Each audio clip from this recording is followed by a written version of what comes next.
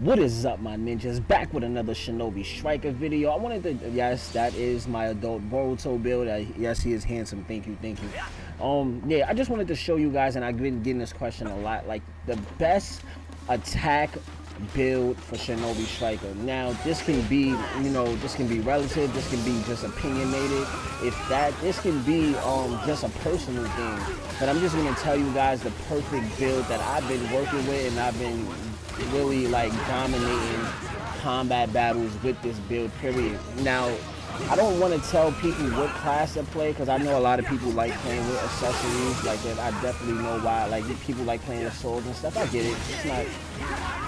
That's not bad. But as far as like an actual combat battle, this is probably like the best build you can have to help you win. Now, a lot of times when you're playing combat battle, if you get sandwiched by two teams, it's hard for you to manage. You get overwhelmed, you might get KO'd, and that means, hurting the team. Now, you need something to get out of there. I recommend this so much that you get the Leaf Flash. The Leaf Flash can actually like dash across the room, does a good like significant amount of damage, and you can actually recover really fast. A lot of times when you do jutsu, you get stuck in this little animation that doesn't allow you to pull away from it right away. But in this animation, you actually it's like a one hit, you jump back, and then you continue to attack on after that.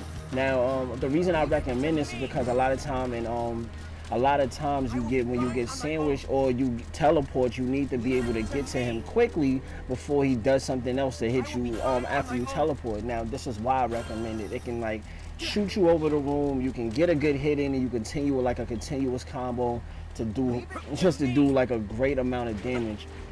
So I definitely recommend that. The reason I recommend Rasengan is because Rasengan is one of those jutsus that can like carry you, and it's like a heat-seeking missile. When you use it on your opponents, it actually drags you to them. No matter if they're moving or not, like it will drag you. A lot of times with stuff like the Leaf Hurricane, or any of these taijutsu moves that just that teleport you across the room, it hits you in one spot and you're not able to go anywhere after that. I mean, like you can't follow him. So if he does a teleport jutsu, or if he's like running, then you definitely will miss. This is why I definitely recommend that you get the Rasengan. Now, as far as ultimate jutsus go, this can be anything. I kind of recommend something like 8 Gates, or like Mitsuki's Sage Mode, because it does give you a power boost. But in some of the power boost jutsus like 8 Gates or Mitsuki Sage Jutsu, you can't use your ninjutsus after that. Now, that's just with Sage Mode as of right now. With 8 Gates, you can use your ninjutsus, and it definitely does give it a little boost, makes them stronger. And it doesn't make you accessible to attack because you don't flinch, but you still take damage. I'm gonna show you guys what I mean. Oh, as soon as I can get up.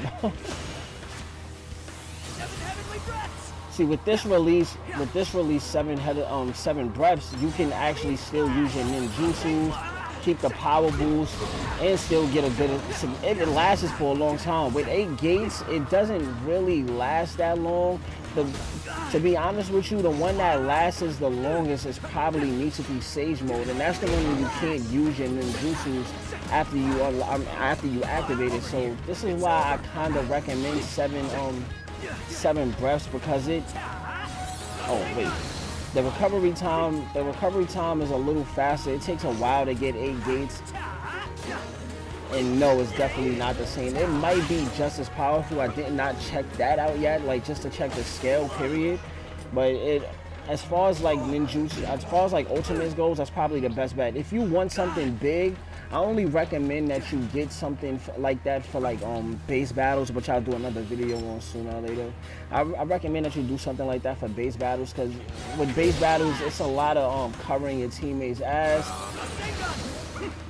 You want to be able to catch everybody in one spot, and a lot of time in combat battles, not most of the time, but a lot of enemy teammates don't be in the same spot because they're spread it out trying to defeat everybody. And when you do get sandwiched, when you're trying to use your ultimate attack, you can't use it because you die while you're in the animation. That's why I definitely don't recommend it. But I mean, if you guys want to do that, but this is what I think is best. I think you should get a release. I think you should use that as your ultimate jutsu, and then once you get into a sandwich once you get into a sandwich situation, you'll have what you need to get out of it.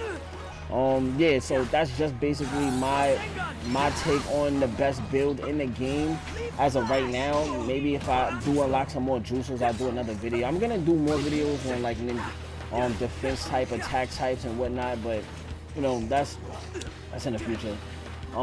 Thanks for watching, guys. I love you guys so much. Like, subscribe, all that good stuff, and I'll check you guys in the next one.